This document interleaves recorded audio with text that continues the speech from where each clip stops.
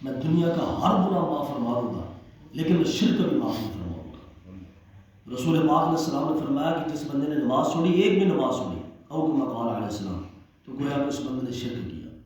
اس کے علاوہ رسول پاک علیہ السلام نے ایک مقام میں فرمایا کہ مسلمان اور کافر کے درمیان فرق کیا ہے؟ ترک الصلاۃ، نماز کا چھوڑنا۔ یعنی انسان کی علامت نماز ہے۔ جس بندے کی زندگی میں نماز نہیں ہے تو گویا کہ اس کے اندر ایمان والی علامات نہیں ہیں۔ اسی طریقے سے حضرت جناب ابوبکر صدیق جو تھے، جب یہ حبشہ کی طرف جا رہے تھے تشریف لے کے، ہجرت کر کے، تو راستے میں ایک بندہ ملا، تو اس نے کہا کہ ابوبکر کہاں جا رہے ہو؟ تم مکہ کے اتنے بڑے تاجر ہو، آپ لوگ جاؤ گے تو مکہ تو گھاٹے میں پڑ جائے گا۔ تو جناب صدیق اکبر نے فرمایا کہ یار مکہ والے ہمیں رہنے نہیں دیتے، مسائل پیدا کرتے ہیں۔ اس نے کہا کہ میں آپ کو ضمان دیتا ہوں، میری ذمہ داری ہے، آج آپ کو چھیڑے گا۔ تو جناب صدیق اکبر، نماز فرض ہو چکی تھی، جناب صدیق اکبر آئے تو آ کے باہر سین میں مصلی بچھا کے نماز پڑھنا شروع کر دی۔ اب وہ جو کافروں کے بچے تھے وہ دیوار پہ چڑھ کے دیکھتے تھے، اور اس سے کافروں کو پریشانی ہوتی تھی کہ یار ساڑھے بچے بے خیر نماز پڑھ دے لوں، یا ساڑھے بچے بھی نماز والے بسٹے اجاڑ کے۔ تو جس بندے نے اپنی زبان دی تھی ابوبکر صدیق کو، اس بندے کو بلایا کافروں کے سرداروں نے کہ دیکھ اسے تیری وجہ تو ابوبکر صدیق سے کوئی گال نہیں کر رہے کیونکہ تو زبان دیتی ہے، لہٰذا تو مہربانی کر ابوبکر صدیق نے کہا کہ کمرے کے اندر نماز پڑھے، ساڑھے بچے خراب ہوتے نماز میں۔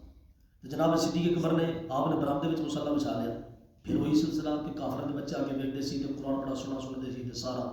کافروں نے پھر بلایا کہ یار تو صدیق نے کہا کہ کمرے دے وچ نماز پڑھے تو کونے دے وچ نماز پڑھے، اگر انہوں نے باہر نماز پڑھی تو ساڑھے بچے خراب ہو جان گے۔ تو جناب صدیق اکبر کو جو بندہ آیا نا زمان دے ڈالا، انہیں کہا کہ یار صدیق تیری میری یاری بڑی ہے، تو میں تیرے پاس زمانہ دیتی سی میں تیری، کہ اور میرے حالات خراب ہو رہے ہیں، لہٰذا مہربانی کر کمرے کے اندر نماز پڑھ لے گا۔ جناب صدیق اکبر نے نا جڑی ان کی زبان سی نا ضمانت، آپ فرمایا ہوا تیری یہ زبان میں تیرے منہ پہ مارتا ہوں پر میں خدا کی نماز نہیں چھوڑ سکتا، جڑا کچھ مرضی کر رہا میں رب کی نماز نہیں چھوڑوں۔ حضرت صاحب کیسی بات ہے! صحابہ کرام کے دور میں کوئی بندہ کسی کو کافر نہیں سمجھتا تھا، لیکن صحابہ کہتے ہیں کہ ساڑھے دور بج کسی بندے نے نماز چھڈی نا اسی کو کافر سمجھتے تھے۔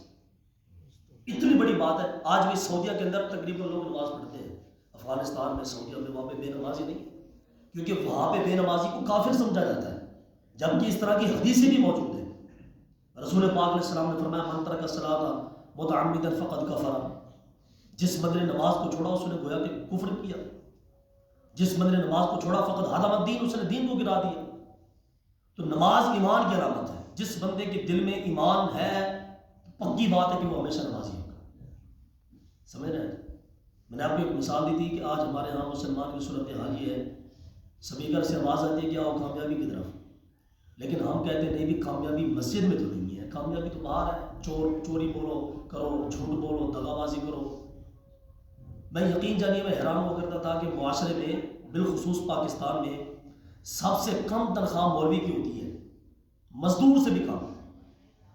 معاشرے میں گھٹیا انسان مزدور کو سمجھا جاتا ہے، جو سب سے غریب ہوتا ہے دیہڑی دار بندہ، مولوی کی تنخواہ اس سے بھی کم ہوتی ہے۔ لیکن مولوی کبھی کسی کے پاس نہیں گیا کہ سرکار دعا کرو تو میری روٹی نہیں پک رہی۔ یہ اللہ کی طرف سے خاص ایک رحمت ہوتی ہے کہ غیبی معاملات جو ہے وہ چلتے رہتے ہیں، کیونکہ مولوی صاحب نماز کے پابند ہوتے ہیں۔ تو نماز ایک ایسی نعمت ہے سرکار کے جو بندے کی ساری پریشانی کو دور کر دیتی ہے۔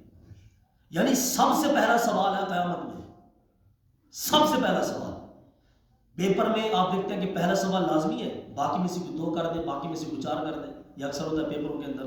تو نماز سب سے پہلا، اقبال نے کبھی کہا تھا میرے زندگی کا مقصد تیرے دین کی سرفرازی، میں اسی لیے مسلمان، میں اسی لیے نمازی۔ اقبال کہتے ہیں کہ یا اللہ میں اس وجہ تو نماز پڑھتا ہوں کہ میں تیرے دین کا سپاہی ہوں۔ سمجھ رہے نا سرکار؟ ہاں جی، اس لیے کوشش فرمائے کہ کم از کم نماز تو نہ چھوڑے۔ اور پھر بندہ ماہ رمضان میں نماز چھوڑ دے، اس سے بڑھ کے کائنات میں ظلم اور کیا ہو سکتا ہے؟ اب یقین جانیے دکھ کی بات تو یہ ہے کہ ایک مسلمان نوجوان اللہ کا بندہ نماز چھوڑتا ہے، اس کے چہرے پہ بل ہی نہیں پڑتا کہ اگر میں نہیں پڑھی تو کیڑا مسئلہ ہو گیا جی، کیڑا آسمان ڈگ پہ، کیڑی نافرمان، اتنی بڑی بغاوت۔ تو نماز کے حوالے سے سرکار کوئی کمپرومائز نہیں۔ میں نے آپ کو بہت سارے مسائل بتائے تھے نماز کے حوالے سے بھی، اس لیے مہربانی فرمایا ماہ مقدس میں تو کم از کم نماز کا خیال فرمائے، فرض نماز کا۔ اور اگر آپ کو اللہ تعالیٰ توفیق عطا فرمائے تو نماز تراویح سونے پہ سواب ہے۔ رسول پاک علیہ السلام نے فرمایا کہ لوگوں اللہ تعالیٰ کا مہمان تمہارے پاس آ گیا ہے، شہر مبارک، شہر عظیم، اذلکم شہر عظیم، او کما قال نبی علیہ السلام فرمایا اللہ کا اتنا بڑا مہمان اپنی رحمت کا سایہ لے کے تمہاری طرف آ رہا ہے۔ کم از کم اس مہینے کے اندر بندے کو حیا کرنی چاہیے، نماز کے حوالے سے، روزے کے حوالے سے۔ اب تو موسم بھی ٹھیک ہے، رات کے اندر نیند بھی، یعنی آپ اندازہ کیجئے میں خود سارا دن پڑھتا ہوں، منظر یاد کرتا ہوں جو میں نے رات تراویح کے اندر پڑھنی ہوتی ہے، اس کے بعد عشاء کے بعد میں مطالعہ کرتا ہوں، میں درس کا مطالعہ کرتا ہوں، کم از کم 24 گھنٹوں میں کوئی 4 گھنٹے سوتا ہوں، لیکن الحمدللہ میں فریش ہوں، روزہ بھی رکھ رہا ہوں، تراویح بھی پڑھا رہا ہوں، سارے معاملات ہو رہے ہیں۔